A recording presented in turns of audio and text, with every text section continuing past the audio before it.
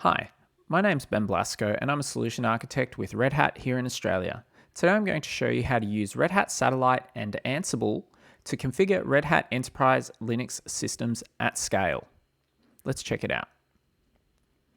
Today we'll access Red Hat Satellite to configure our hosts at scale using what we call Red Hat Enterprise Linux system roles powered by Ansible. We will check which roles we want to apply to our hosts, and in this case, we're going to configure our NTP servers.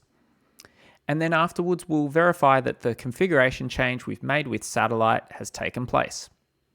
Let's check it out. Let's take a look at how we can use Red Hat Enterprise Linux system roles powered by Ansible using Satellite to apply consistent configurations to our hosts with speed and scale. Here I am in the host groups view, and I'm going to show you my all host group that covers all three of my Red Hat Enterprise Linux 7.8 servers. Let's check the Red Hat Enterprise Linux system roles that are assigned to those servers. Here we can see that the time sync role is assigned to that server. I also have a couple of other roles that we could assign to those servers such as the Insights client installation role and the Foreman SCAP security content automation protocol client that I could assign to. But let's just stick with time sync. Now what I'll do is I'll switch to one of my hosts and check the existing time sync configuration. So here we are logged into node 1, and all I'm going to do is check the part of the time sync configuration by checking the crony configuration file. We check etc/crony.conf, we can see here that there are two NTP servers configured with prefixes 2 and 3. Let's have a look at how we go about updating these. Now I'll return to the Satellite window and check what our default parameters are. So we want to apply this system role. However, we want to check the variables we have configured by default for our time sync. If I scroll down to the bottom of this Ansible variables view, I see our time sync NTP servers parameter.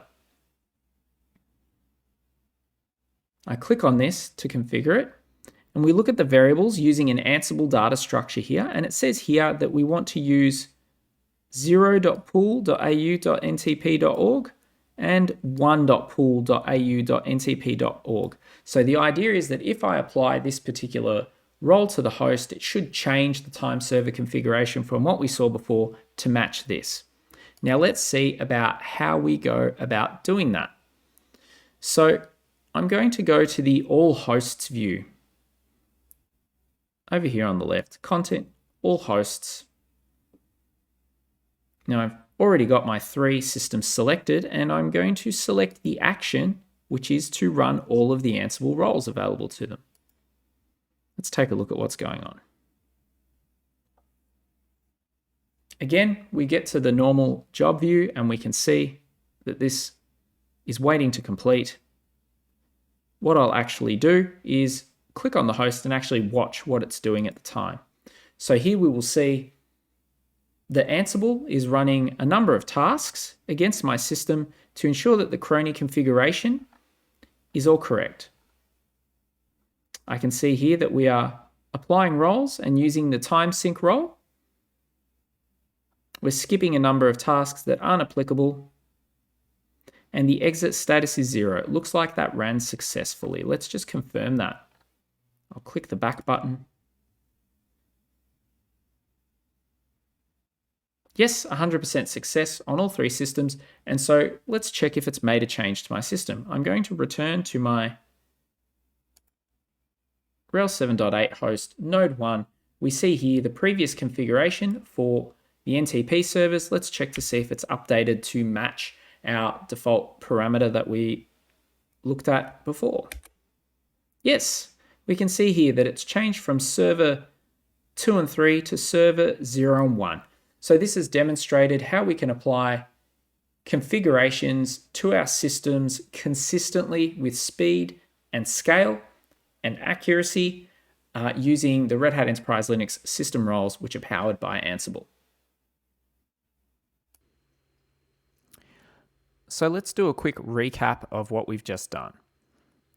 We assigned an Ansible system role to configure NTP to a group of hosts within Red Hat Satellite. We set some specific parameters for our configuration to point to NTP servers in Australia.